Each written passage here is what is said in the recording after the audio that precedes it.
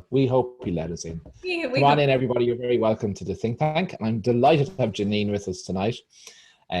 She'll tell her own story, so I won't say too much. Most of you probably know her already anyway from previous think tank webinars.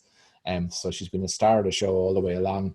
So Jeanine, thank you for joining us. But before we start, we just want to talk to the people of Louisiana and Texas and Arkansas and everyone else who's in the path of Hurricane Laura. We hope you are all staying very safe and healthy, and our prayers are with you. So please look after yourselves. Jeanine, in Florida, you've got an experience of what hurricanes are like, right? I know. Yeah, we do. It's well, they originally thought that hurricane was going to come our way. So, but yeah, no, I've lived through many hurricanes. We just had it with the 28-year anniversary of Hurricane Andrew, which was the first that Category 5 storm that hit in the 90s. So I was in high school when that happened. So, yes.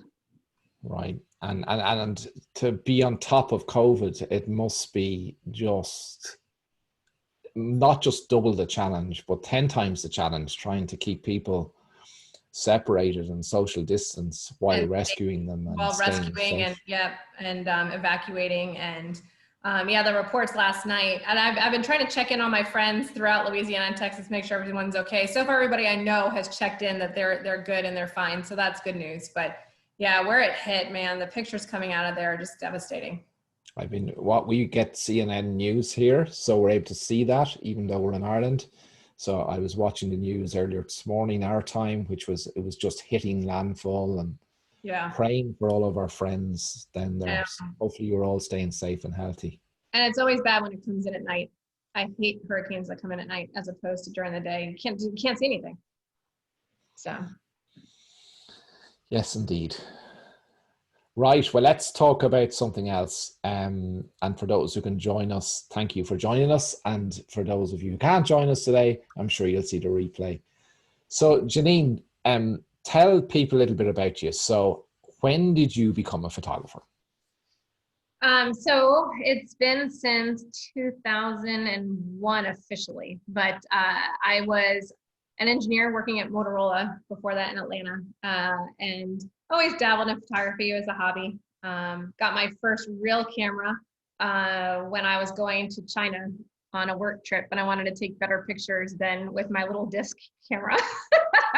So I actually, the camera shop just closed down recently in Atlanta, but Showcase, and still friends with the guy who sold me the camera too. He works for Canon now, but got my first camera, fell in love with it, and started taking photography classes, and just grew in love with it more and more. Started disliking working at Motorola more and more. The two paths just crossed. So I quit and opened the studio. I opened my studio in Atlanta 2 months before 9/11. So that was interesting. So you left a sound secure Motorola job to become an entrepreneur and open your own photography business. I did. So you are a bit of a lunatic, right? I am. I'm a bit crazy. That's okay. You'll fit right in. I embrace it, Ronan. You'll fit right in here. Yeah, my father had a similar story. He worked for Dunlops before he set up our business. And it was 1966 when he set it up. And his parents nearly had, they just could not believe it. How could you be leaving a sound secure job in Dunlops to set up your own business? You know, they thought he was an absolute lunatic. Yeah. Well, it's funny because my biggest fear was telling my parents. I remember being like, oh my gosh, I went to engineering school. I have this great job, and I'm going to tell them, guess what? But they were actually very supportive. You know, my parents were entrepreneurs. My dad owned his own business my whole life. So he's like, do what makes you happy, and where's your business plan? That's so he wanted to see my business plan before he would, give his thumbs up and approval. But other than that, they were very supportive. Well, wasn't it great to have that support that you had a dad who said, show me your business plan and I'll help you and quiz you and make sure you're making the right decision. Very good. So that was in Atlanta. So when did you move to Florida? 2005. I moved to Atlanta. I grew up here. So Here's my mug. Go Gators. I grew up in Gainesville. Went to university there, and then so once some things happened in Atlanta and whatever, and I wanted to come back and be near my family. So we moved back down to Tampa, which is where most of my family had moved to since I had left. And when I first moved here, actually, I didn't start the studio right back up. I actually went to work for Art Leather and GMP, and I was their Florida sales rep, which I thought was a really interesting twist in the journey for my photography career, because I got to work with one of the major vendors in the industry at the time and travel around the country and meet all of the best and some of the worst and everything in between. And so it really gave me a good opportunity to see all the do's and don'ts, and so that when I did open the studio again, I was able to not make so many of the mistakes that I saw others make. That's interesting. And adopted some of the best practices. Yeah. Right. So, because before we go there, Susan's and my wedding album is an Art Leather wedding album. Is it? Yeah, it is. It That's is. so funny. I don't think I ever knew that. There you go. Yeah. So yeah, it's got a grey leather cover on it. I'm looking at it over there and underneath the TV. That's not sticky, is it? It was a slide in. Oh, okay. No, I meant the cover isn't sticky, is it? Oh no, I don't think so. I don't think so. It's funny though, the kids take it out every now and again and they look through it, you know. Of course and they say, do. Jeannie, Dad, you weren't too bad looking. That's what I get. That's hilarious. Yeah. So so I was actually in the Art Leather factory when it was in Queens before it moved to yeah. So I had a tour of it and saw what it was all about and stuff. Yeah, it's a long time ago now. It was a long time ago. I've been in that factory too. Yeah. So there we are. So tell us what you learned then from what did you learn not to do from all the photographers that you saw, and definitely not doing it that way. Oh, definitely not doing it that way. One of the big things I learned early on was that the business was most important. And that, I saw some of the most amazing artists struggle with their business, and some photographers have the most amazing studios.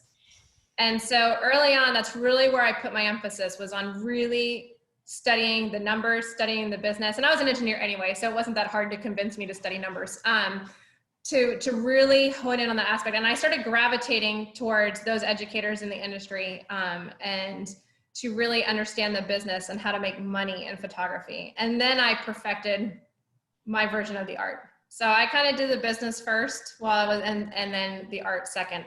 And so that was one of the biggest things for me, in going around, was seeing that just amazing artists who just struggled to make a living, because they didn't understand the business. And that's just not a problem in the US, right? That's everywhere. And I think it's because most photographers are more right-brained, right? So they're more creative, and they just don't like that number piece. Right. And it's really, you just can't, just don't go into business for yourself unless you're willing to learn the business of photography, would be my advice. Right. I would agree. Or to surround yourself with people who understand the business and can help you understand it. Yes. Very good. So we're going to talk about marketing tips for the holiday Christmas season, right? Yes. Look, I'm wearing my Santa's favorite photographer shirt. Well, my homeschool easel back here. I love Santa. Very good. Well, what we're talking about. Like, I know you have a very special relationship with Santa because I've seen your marketing funnel for your Santa. Yes. And there's a photo there that tells it all, that, talk about borrowed credibility. But anyway, more about that a little later. Favorite photographer, we're like this. He calls me from the North Pole on a monthly basis just to check in and see how I am. So it's quite different here. We in UK and Ireland, we don't have the formal Christmas holiday season photographs that you guys have. Oh. So for anyone, we have the shopping center piece, where Santa's there and you go and you meet Santa, and he checks whether you're on the naughty list or the good list, and you get a little present and you get a photo with Santa, and it's printed out there and then like on an event printer, and you leave with your piece. Right. But that's not what we're talking about here. No. That you do, right? Right. And we do have that here too. We have the mall photography. And then, you know, probably for a long time, that was most of what it was here in the US. And then the niche market blew up, you know, and just grew around the season as it being a need for families, right? People love to send out photographs of their children and their families once a year. It's the family newsletter that goes out with all the updates and the photos and Christmas cards and gifts for grandparents. So it became, some people I think wanted more than just that printout from the mall of their child with Santa. And most things like this start in America, right? So there may be a big opportunity here for photographers who are joining us from Europe, who maybe this isn't in their area, so they can learn a lot from you. Oh, So, yeah. so let's just talk about the what these experiences look like before we get into how you market it. So, Okay. just describe for us as to what happens. So for my holiday Christmas, I don't use the word mini. A lot of people use the word mini, but they are mini sessions in a sense because they're shorter. They're 20 to 30 minutes long, and I have specific themes. So I'll give you an example of one I did last year, and it was our night before Christmas. And it's an elaborate set. It looks like a child's bedroom with the window and a Christmas tree and a bed. And I have the kids come in their Christmas pajamas, and on the bed they're reading the book that was the night before Christmas. They'll have some cookies, drink some milk, jump on the bed, you know. And so it's a very interactive experience for the kids. So that way, you know, for anybody who photographs young children, know it's hard to keep their attention. And so I designed all of our Christmas themes with that in mind, to make it an immersive experience for them so that they're having fun and it transforms them into a little world, but they have plenty of things to do. So every set has some sort of interaction that they're going to do, and usually eating something.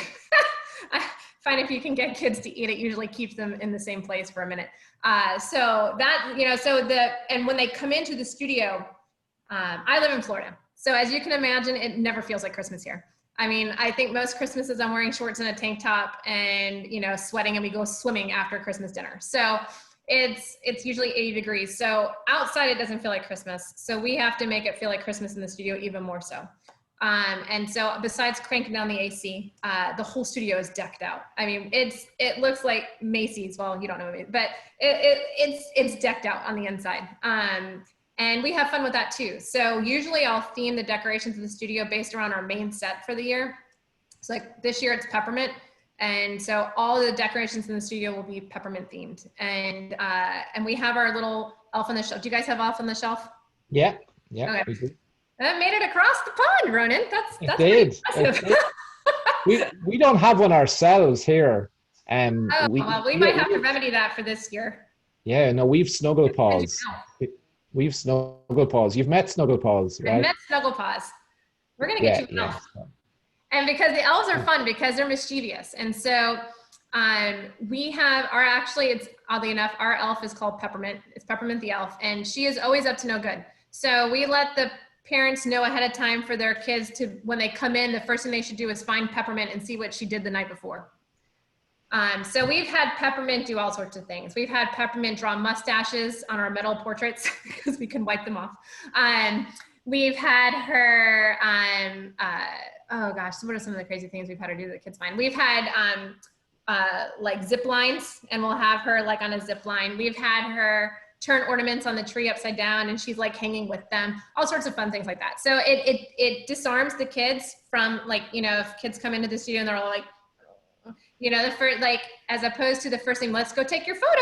It's, all right, you ready to look for Peppermint the Elf and see what she was up to last night? She was very mischievous and up to no good, and they love it. And it really, it takes that one more element of shyness out of a lot of the kids. And even your grumpy kids or whatever the case may be, they have a good time looking for Peppermint. So how long does the session last then? Because if the kids are going to come in and they're going to be looking around for the elf and stuff, I think you mentioned 30 minutes. Was it 30? Yeah, 30 we minutes? only shoot for about 15. Okay. And I'm going for, in our sessions, I'm going for 5 sellable images. Okay. So I shoot a lot more because I belong to Overshooters Anonymous, but I'm going for 5 sellable poses. And that will give them a Christmas card. It could get them, we sell different products that are made from 4 to 5 poses. And so it usually, that's all I need in order to tell the story. It takes a lot of pressure off of me, the kids, and the parents, right? I just need those 5 adorable shots to make the money shots, 5 money shots. And last year you bought our the 3XM, you bought the red folio box and Yes. the gold folio box. Yes. So how does that fit with 5 images? If you're shooting 5 images, so my 20. Yeah, so my red Christmas box, which I love and my clients love, and my kids just packed away, otherwise I'd bring it out. But that is a multi-year box, right? So I came up with I saw your red box somewhere, and it like this light bulb went off. I think I saw it at one of your a convention or something. I saw the red box, and I was like, oh my God, this is perfect for Christmas.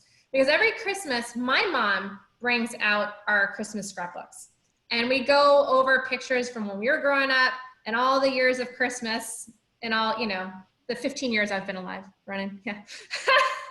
Like through all these years. And it's so much fun. And honestly, for me too, at Christmas, I decorate with all of the 5x7s and 8x10s of my kids from Christmas, from the time they were born. So I was like, oh my gosh, this box is perfect because it can be the McLeod Christmas memories. And every year I put in 1 image to the box. So then in 20 years, you have a box with 1 image a year, right? And so your box contains a snippet of each year and as your kids grow. And so that's how I marketed it to my clients, and they loved it. I actually had some clients who had to get 2 boxes because they almost filled one because they went and backdated it. So we went and filled the box from the 13 years that we have photographed, and now they're gonna, they'll move on to a second one here shortly. But so yeah, okay. That's how that works. So they just pick their favorite image to go in the box for that year. So we don't normally talk about 3XM products on here, despite 3XM and Business Success Academy being one of our sponsors. But the reason why I want to delve into this is the marketing tip behind it, because we all understand the principle, or at least we've heard it, of the lifetime value of a client. It's far easier to sell to an existing client than it is to find a new client. So this is ingenious because you're planting in the minds of your client that they have to come back to you for the next 20 years. Yes. To complete the story. Right. That's ingenious. They're mine. Absolutely ingenious. I could do my evil laugh for you, but then you'd laugh at me. Yes, no, and that's, I love photographing my clients every year. I love watching their kids grow. It's what gives me joy. It's where my passion's at. I discovered that early on too, that I enjoy being with my clients on their client journey. And every photographer is a little different. Some people like to do the one big portrait session. I like to do them every year. And I like to see the kids, and I like to become a part of their family. And I like the kids coming in going, Miss Jeanine, what are we doing for Christmas this year? And that's my passion. That's my love. And so this box to me was a no-brainer. And when I saw it, I was like, oh my gosh, this is perfect. So now it's a slice of their Christmas memory every year. They're going to come back to me every year because they're going to need to put the images in their box. Even if they were going to come anyways, now it's another reason to come. And it's another thing for them to buy. So besides their Christmas cards and their prints to give and little collages that they might buy, they have to buy another image to go in that box. Very good. And do you sell a piece of wall art as well, or does that fit? I don't typically sell wall art from my theme sessions. When we do Santa, we do, and Santa runs a little bit different. But when we do our other holiday sessions, that's not my main goal for the sale. I do 10 by 10 collages and 4 by 10 collages, and then prints, Christmas ornaments, and little gifty products and things like that, but not wall.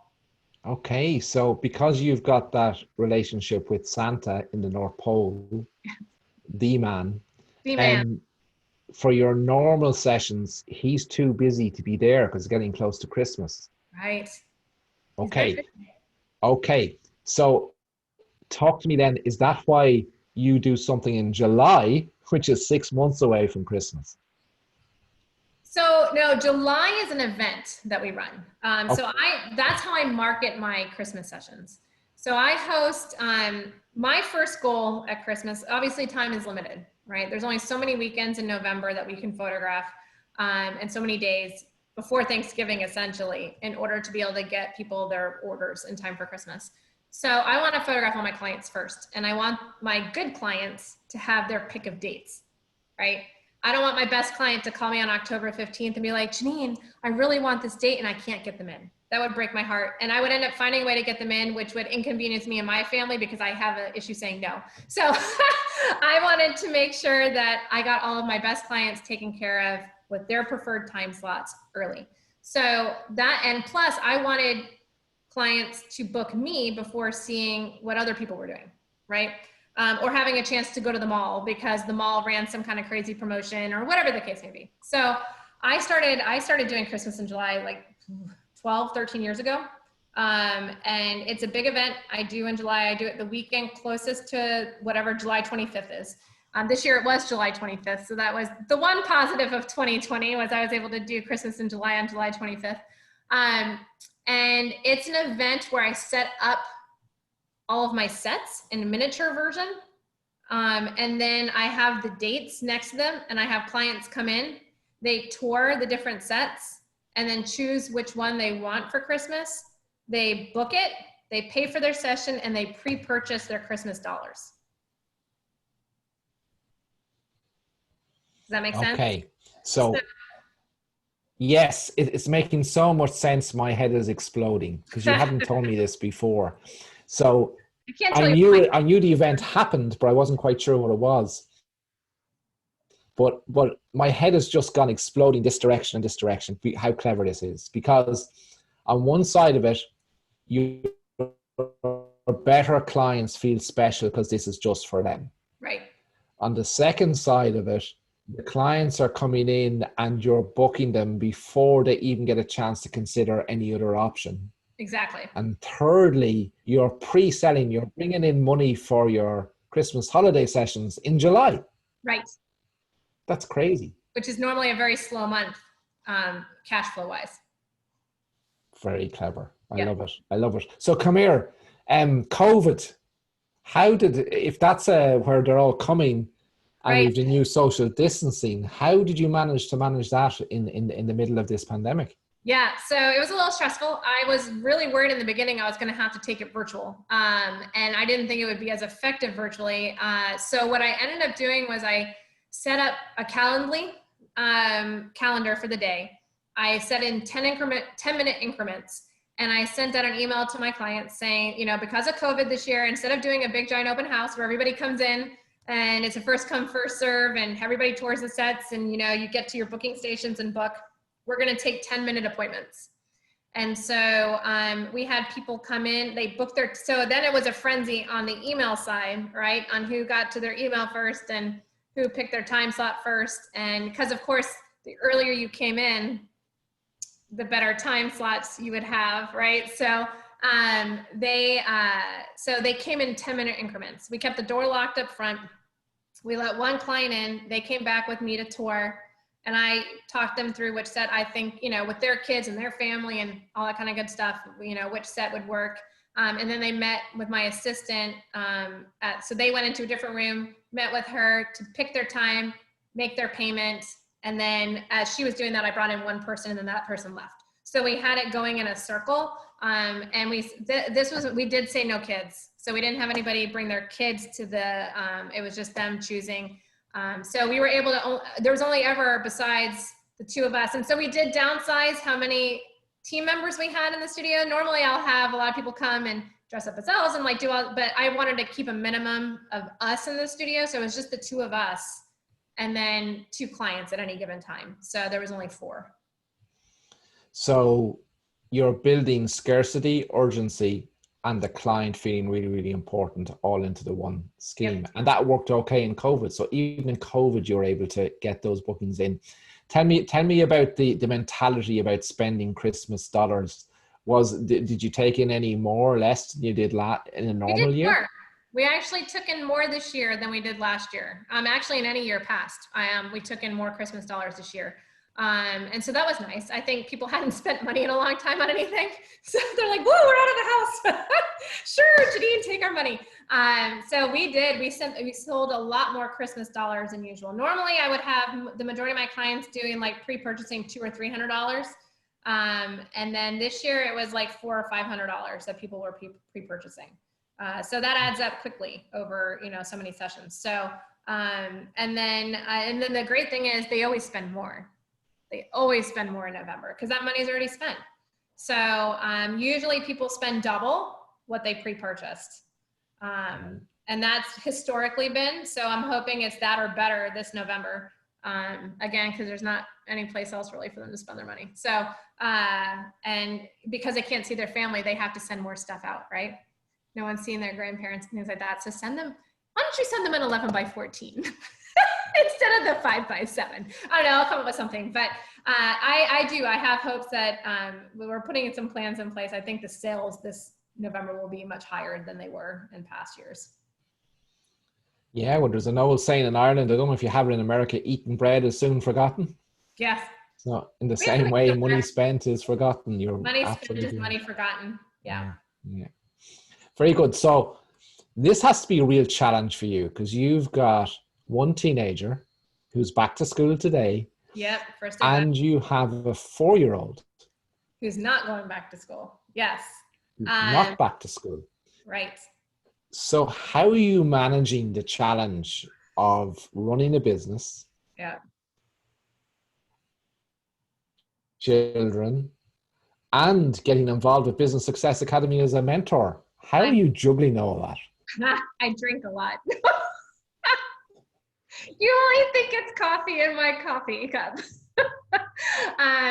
No, it's interesting. Actually, I had a little bit of a minor meltdown last night with my husband because I think just it was overwhelming with Erin starting school and losing. But she's been my little helper, right, with my son, and I'm losing that with her going back to school. So kind of like the old family farm, right? The older kids helped on the farm. So it's my husband, luckily he works from home. He's an engineer, but his job is home. My studio is not in the house. The studio is, I have a retail location, but we've kind of worked our schedules almost like a day shift, night shift. And so because we can't go on vacation, he's taking every Friday off from here until the end of the year. And so I'm stacking the sessions in the studio Friday, Saturday, Sunday. And then I'm taking off from the studio Monday, Tuesday, and then doing BSA Wednesday, Thursday, right? So I've kind of block scheduled my calendar, and then shooting high school seniors in the evenings. Right. So it's worked out quite well then. It has worked out well. Yeah, it's worked out well. It's a matter of knowing what to say yes and no to. And it's interesting because I've had to say no to sessions, and I've had to put things on the calendar or on like social media that were booked here and booked there. And it's crazy. Like I've always been afraid to do that in the past. And now, like, I don't know how to explain it. It's weird. Like I feel like I'm booking more now than I was before. And I know they always say that, right? Like the in-demand Daniel Priestley talks about it all the time. And it actually is happening. Like my calendar is booked out several weeks in advance, and I'm having to push people off, turn people down, or like move them further out, which is just very interesting to me. I've not really had that happen before. And so it is interesting when people see that you're in demand and that you're scheduled, and it's not even a false one. Like, I mean, I just posted that due to COVID, we're only booking, so many sessions in a week in order to maintain our social distancing and keep our calendar so that we can, and it's like a built-in sense of urgency. Oh my gosh, we better get on her calendar since of the way it's booking. So there's scarcity and urgency. Yeah, there's scarcity and urgency, and no one wants to be left out. No. And fear of missing out, FOMO as well. So you've all three there: scarcity, urgency, and FOMO. Wow, that's amazing. So yeah. Marketing tip, I don't know which number this is. We must be on about 12 at this stage. But marketing tip 12, Haven't even gotten to Christmas yet, Ronan. I know. And we haven't even, we're not even close to Christmas yet. So So Jeanine, tell me this. So I know you go, I don't know whether it's over the top is the right word, but you give a lot of choice, right? Because you've I do. 6 sets. Now, you don't need 6 sets, right? No. We just clarify that if someone wants to do this. Yeah, so I'm a little crazy, and I'll tell you kind of how it happened. When I first started doing Christmas and doing theme sets, I only did one, right? And actually for like the first 2 or 3 years, I came up with an idea, I built my set, and I don't have a huge studio. Even now, I don't have a huge one. So I can only set up one set at a time. I don't have one of those studios where, you know, I envy some of these people that have like these giant warehouses and they can set up 4 sets all at once and people can march through the sets and things like that. I don't have that. Real estate in Florida is very expensive. So I have 2 shooting bays, either direction. And so I only in a weekend can set up 1 set. So I started off with 1 and all my clients booked that, right? Which was great the first year. But then the second year I was like, oh, I'm still gonna do 1. And then I had all my clients would do that. But then my new clients were like, oh, but what about that? Those pictures I saw from last year, I want to do that. I'm like, oh, And so then I was like, well, maybe on this weekend, I'll do this set. On this weekend, I'll do that set. So then like the next year I did 2. And then it like kind of just kept snowballing. And I was like, oh, well, I have an open weekend. I should plan 3. And then it became, oh, well, I should do 4. And then it became, well, I should really have a weekday option of something that I could keep set up on this side all the time. So then it became 5. And it just kind of kept creeping up and up. And now I have each weekend, I have a different theme that we do the whole studio, and that's the only thing you can book. And now I have like 3 or 4 different options that you can do on weekdays that can just be set up at any time. Okay, so when your client gold ideal clients go to Christmas in July, they are also getting a choice of which set is their favorite ahead of everyone else. Because when they're booked out, when they're gone, right? Right. And for anybody who photographs children, they know that there's prime children times, right? It's like 10 and 11 a.m. Everybody wants the morning because that's when kids are happy. They're fresh.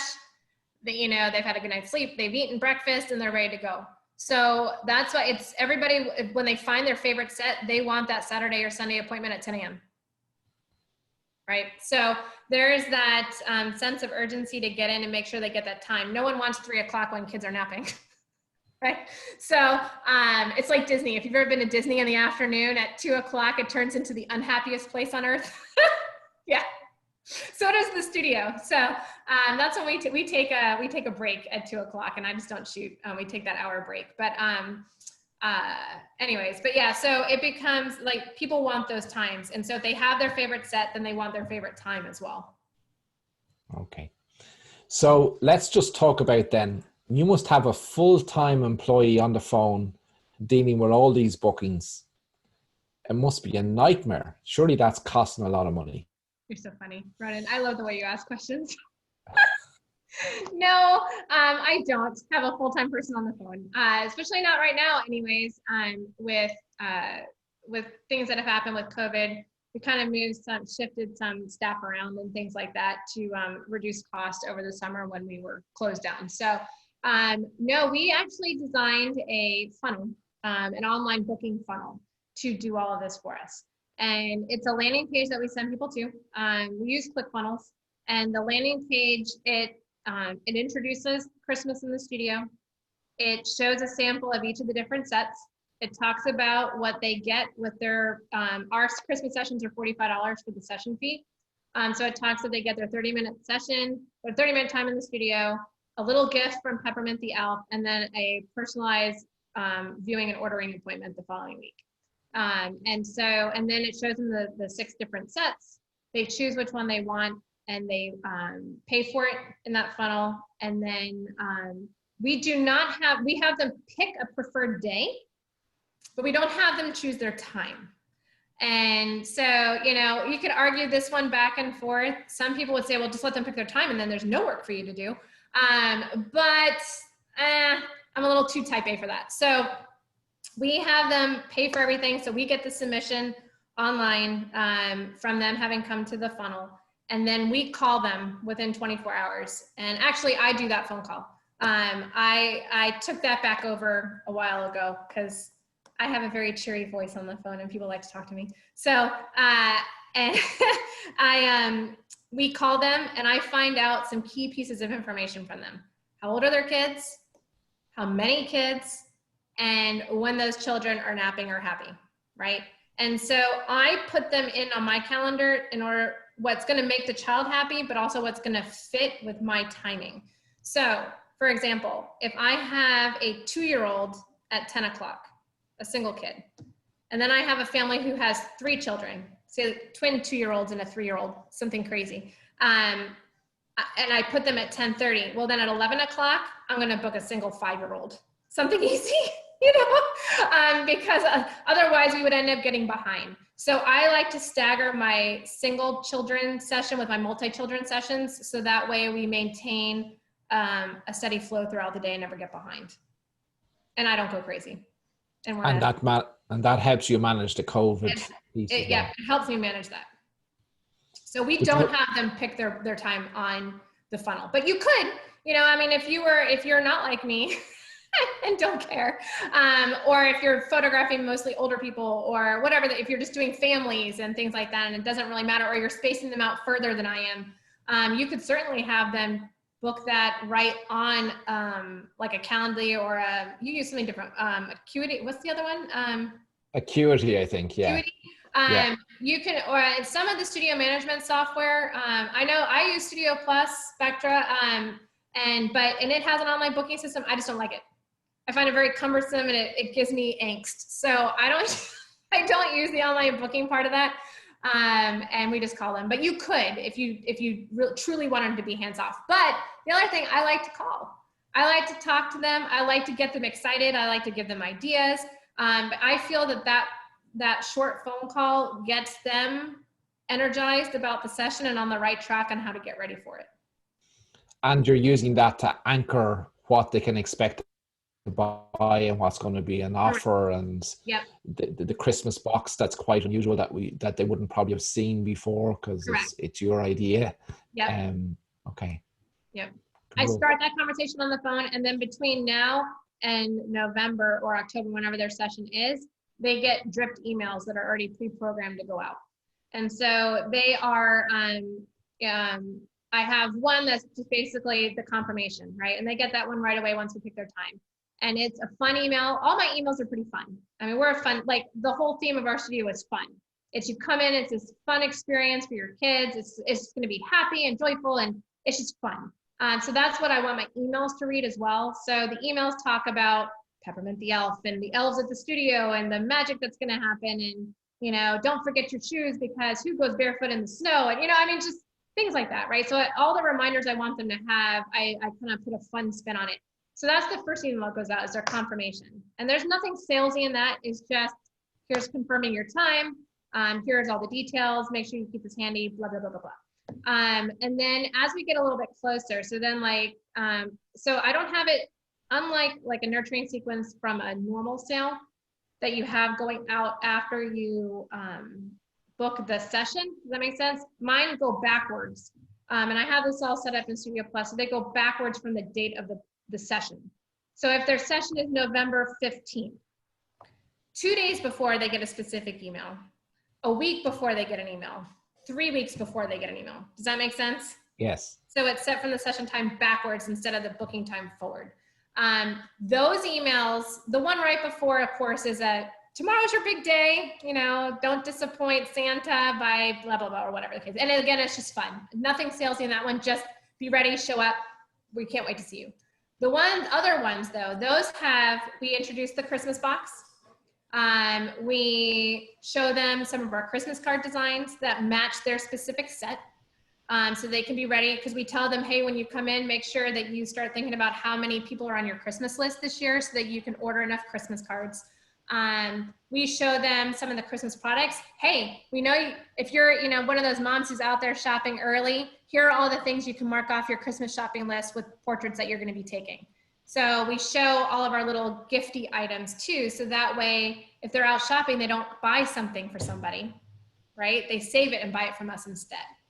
And I learned that early on because I wouldn't do that. I didn't used to do that, Ronan. And so like people would come into their sales appointment and be like, hey, so what do we want to get grandma and grandpa?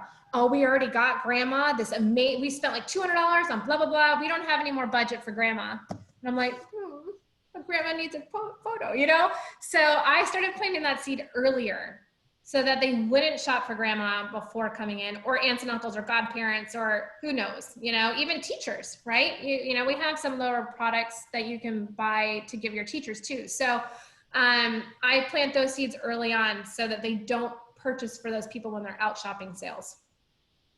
That's really, really clever. So marketing lesson, I don't know what number we're on now, but whatever it is, there's been so many of them, you know, plant the seeds early in your client. If there's something else that they're going to spend the money on, instead of spending it with you, encourage them early not to do so. Right. Excellent. There's a question in here. Helen wants to know, what's the incentive to spend Christmas dollars? That's a great question, Helen. Oh, yes. Thank you. Who asked that? I'm sorry. Helen. Yeah, they get bonus dollars. So we only do it one time a year. I only offer it to my VIP clients that come in to Christmas in July. You have to be there, except for I have a couple of clients now who I bend the rules because whatever the case may be, and they call me, but they still have to call me that day. And so whatever they pre-purchase, they get so for every $100 they pre-purchase, they get a bonus 25 up to $400. So if they do $400 pre-purchase, they get an extra $100 to spend. And do you actually have printed Christmas dollars, or? I do. I have printed Cloud9 Wow, that's so really they clever. get to take those bonus Cloud9 home, and and people actually bring them back. It's so funny. I mean, I track it all because I never assumed people would actually bring their Cloud9 in. But people do. They're like, oh, we have our Cloud9. It's been in my purse since July. So that's fun. So yeah, so that's the incentive. So for them to do it that day, and they can only do it that day. Okay, so then when you froze. You finish, clearly you've loads more customers who haven't turned up that you have in your database. So is the next step in your process that you offer them to book? Oh, I don't know whether I've frozen, Jeanine, or you frozen. You froze for a minute. Are you asking what do I do for people who didn't come to Christmas in July? Yes. There? Okay. Yes. Can you hear me? I can hear you now. Tanasa. I'm here. We have some problem. I'm here. Can you not hear me? Yeah, no, I can. It was on my side, I think. It came up, my internet was dodgy. Oh, okay. So we're in that phase right now. So clients who didn't come to Christmas in July. So here's what I do. And I highly encourage everybody to do this. I have a running list. Every year I make a list of everybody who came to either one of our Christmas sessions or one of our baby duck sessions in the spring, right? I export that list from our studio management software. I put it in Excel, and then we go through and we check off everybody who's already booked, right? And then I make they're on my hit list now, anybody who hasn't. And I inundate them. I call them, I text them, and I send them an email with a link to the funnel. And so that way I say, hey, listen, we're about to market this out to the world. And I want to make sure you've always come to our Christmas sessions, or you came to Baby Ducks this year. We know so-and-so is the perfect age, blah, blah, blah, blah, blah. And we want to make sure you're booked before all the sessions are gone. So go in and pick your time. You pick your set and your date tonight, and I'll call you, we'll call and get the time set.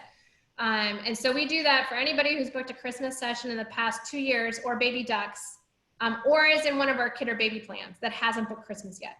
So that's what we're doing. Actually, last week we started it. We're doing it this week, and we'll do it next week. And then, so that's the second way that we fill. And honestly, Ronan, we usually get to about 90% booked between Christmas and July and those phone calls. Very good. So the funnel is all about, it's not just about marketing, which we'll get to how you fill the remaining 10%, but it's also about a process for bringing your clients through to choose which set they want, choose the date, choose the time, part with some money to book the session. Do they get offer of Christmas money? No, No, that's only for the people who turn up for Christmas in July. correct. Okay. And obviously there will be some clients who perhaps were at Christmas in July last year and didn't come this year and know about that. So how do you handle that? So sad. You should have come. I love it. I love it. And next So, year they'll be there. I've had clients who have changed their summer vacation plans in order to make it to Christmas in July. And also I have, like I said, I have a couple of really good clients who it is their vacation or it is whatever, and they'll phone me from wherever they're at. I'm like, all right, I want to buy my cloud $9. Here's my credit card. And so it's a scarcity thing that I've built. And if I broke it ever, then what's the incentive to come to Christmas in July and do it? So I've never broken it, and I won't. and there's another key lesson. If you have an offer and there's an end date on it or wherever that is, never say, yes, I'll do something for you. I've made that mistake in the past, and you absolutely lose credibility. It goes out the window, because you don't lose just credibility with that client, but they will tell the Right. person down the corner and who they Yeah. have a coffee with and who they go out to dinner with. And very quickly the world knows, or your world within you knows, Oh, your you didn't audience have to buy knows those that, dollars on no, July no, she'll do 25th. something. Yeah, she'll do it for you later. Yeah. So I don't. Yeah, absolutely. Absolutely key. Okay, so we've got the calendar full, 90%, and there's 10% of the spaces left. What do you now do? So now I take it out to Facebook. And I have my funnel already designed because I've been using it for my clients. And so now I create a Facebook ad and I run that within I design an ad with some ad copy. I choose a couple of images. I use Facebook to do all the work for me, and I have it linked to my funnel. And I run that ad to a 25-mile radius around the studio, and I start there. And typically that books the rest of the 10%. Very good. I've not ever had a holiday season where I was like, since I've been doing this method of 1, 2, 3, had a holiday season where I wasn't fully booked. Because you use marketing funnels for all of your team sessions and all that, which is generally you fill all your sessions from your online marketing. Correct. But this is you're using your funnel to automate to some degree the process for existing clients and get them to choose their day and their date and their set, that you don't have to handle all that stuff on the phone. Correct. And taking some money up front. And then also using it then for whatever sessions are left, you can turn on your Facebook advert and fill out the remainder. And so some of the themes, and this is fun too, it'll go to scarcity. Some of the sets will be sold out by the time it gets to that Facebook, and I'll put a big stamp on it saying sold out. And so, it's, oh man, I missed out on that one. And it shows to how booked we are. And it helps to get them to, not sit on that ad or sit on making that decision later. And we do, I'll have every November still, I'll have people call like on November 15th, hi, I'm calling to get a Christmas session. And then you just try not to laugh, because it's just like, oh my gosh, we've been booking since July. Sorry. And so, but yeah, it always happens. We'll always have people that call that late. We do run, at the beginning of December, I'll usually run something very simple, for people that don't require a lot of artwork afterwards or any of the magic, and just kind of like a bare bones type thing that we can turn around really fast for last minute folk. But it's not something I advertise for. It's really just if people call and they really want something for Christmas. Right. So when somebody does the session, then do you do instant viewing, or do they come back for a viewing session? They come back. Okay. They come back. So into the studio? Yes, they come back into the studio. This year with COVID, we'll probably offer studio or Zoom, and let them choose a Zoom time to come back. And that's what we did we ended up having to do that with our duck sessions this year, and it worked out really well. Thank God the COVID hit after we already shot I shouldn't say shot all the ducks, photographed all the duck sessions. Literally, I think we photographed them, and then the following week is when Florida locked everything down. So I had to do all of my conduct sales via Zoom, and it went fine. Everybody spent the same amount of money. And because I had already sent out, everybody had the pictures of the products, and then just, you know, sitting on Zoom, I could hold up, this is what it looks like. And so I'll be able to do the same thing. This is the Christmas card, you know? So yeah, we'll either do in person or Zoom. I'm going to guess majority people will be Zoom, but everybody gets a personal ordering appointment. And of course, you'll be able to show the quality of the product when they come for the shoot as well. Correct. So, and I have little stations set up. So you do a product tour at the shoot. So if they do Zoom, somebody needs to touchy-feely the stuff before they buy, they've already done that at the shoot time. Right. Okay, cool. So talk to me then about, can we talk a little bit about marketing funnels and some of the other stuff? I know this was all about holiday, but I think we've covered off a lot. But if people have some questions, do ask us, and we will answer those for you. Actually, there's a question from Claire. On Zoom, do you show the physical prints or on screen images? On Zoom, do you show the physical prints or on-screen images? On Zoom, I show on screen. I use ProSelect and show them their images in ProSelect and go through the narrowing down process. What I have physical, so we design custom templates for each set. I have Christmas card templates for each set. I have 4x10 cutie collage templates for each set and a 10x10 collage template for each set. So those I have put into ProSelect as well. So we can populate them with their images. So we design it right there with them. And I still proof it afterwards because God knows I spell people's names wrong or whatever the case may be. And I don't want to have to reprint 200 Christmas cards. So I will send them a proof before we print. And what was I gonna say? So no, we're not showing physical prints. I will have like on my dining room table, my poor husband, I will have on my dining room table all the products. So that way, if someone wants to see the box again, I can hold it up, or wants to see a 4x10 with the black or silver bevel, I can show it to the camera, and we'll do that. So Claire says, are you not afraid of people screenshotting the images then on the screen?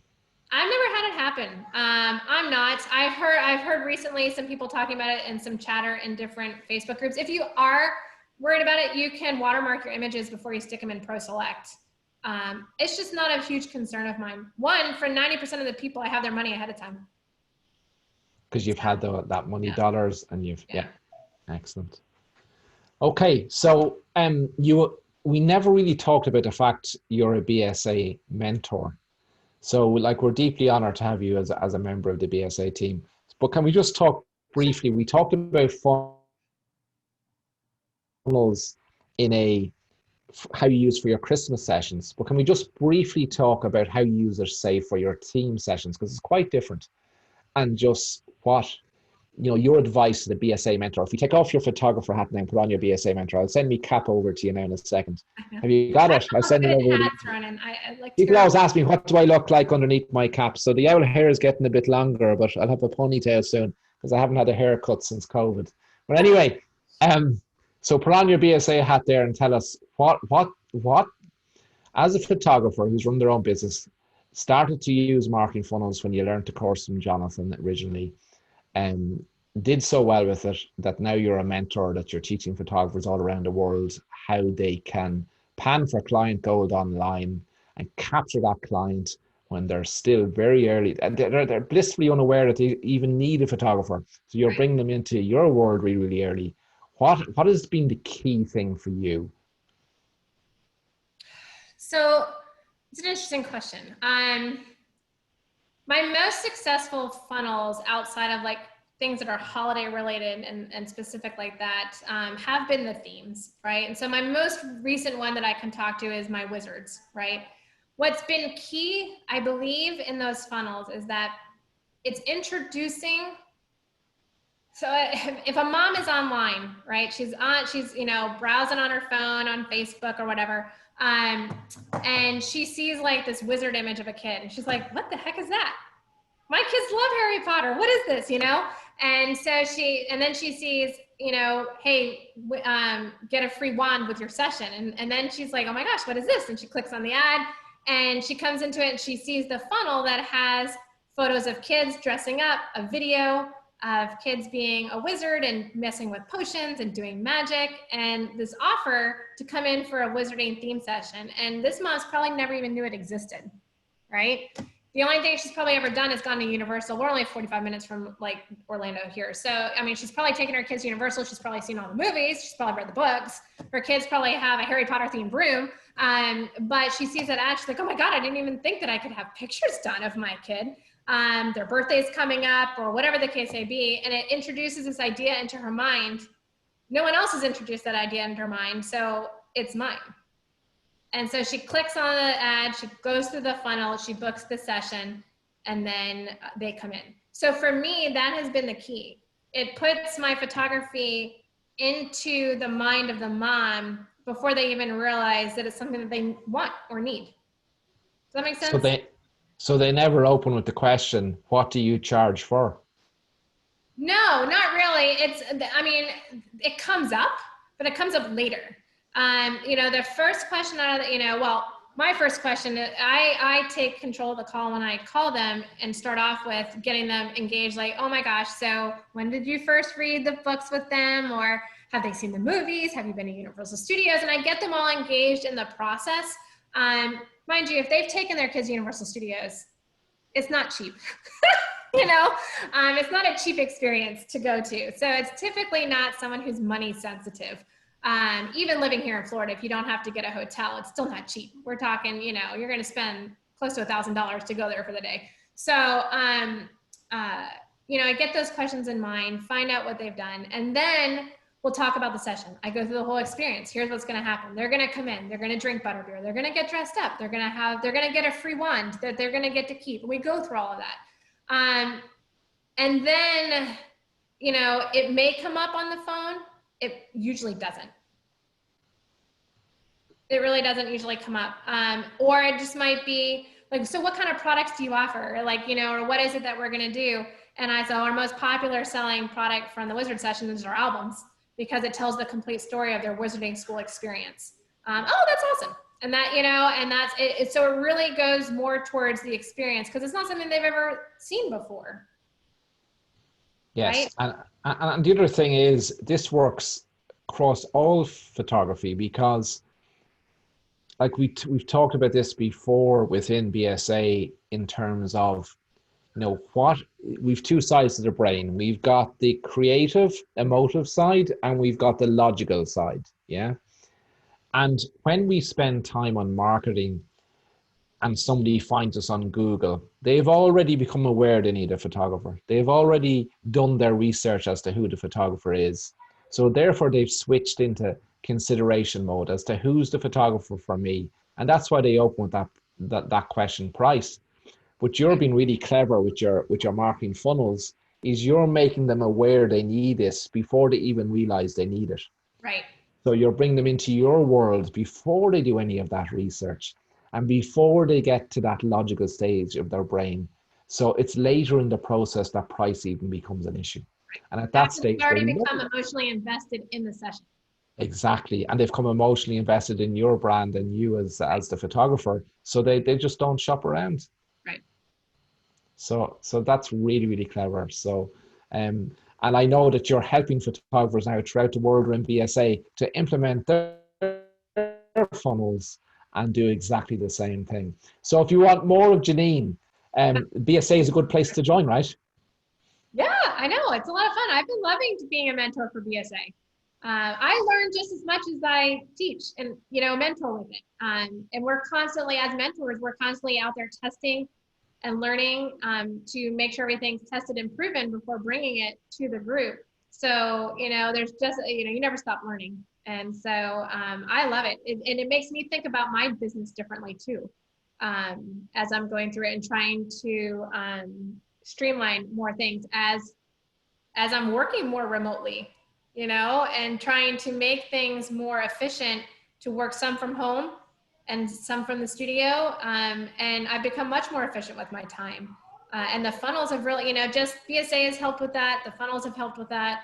All around. It's been an interesting transition.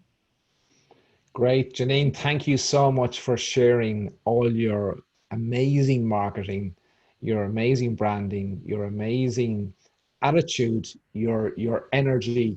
I know people have learned so much from you tonight, and we really appreciate you giving your time to us at the think tank. And if you want more Jeanine, join us in BSA. You can join for a 2-week free trial. We'll post the link underneath the recording of this video in Photography Think Tank. We'll do that shortly after this, and come and join us. Yeah, we'd love to have you. Jeanine, thank you so much. I'll see you later at our BSA meeting with our Inner Hive members. I think they'll all be online with us in about 31 minutes. Well, 30 minutes. I know I gotta go refill, and then we'll be good to go. There you go. There you go. So good night, good afternoon, good morning, everybody. Thank you for joining us, and we'll see you all again soon in the think tank. Good night. Bye bye.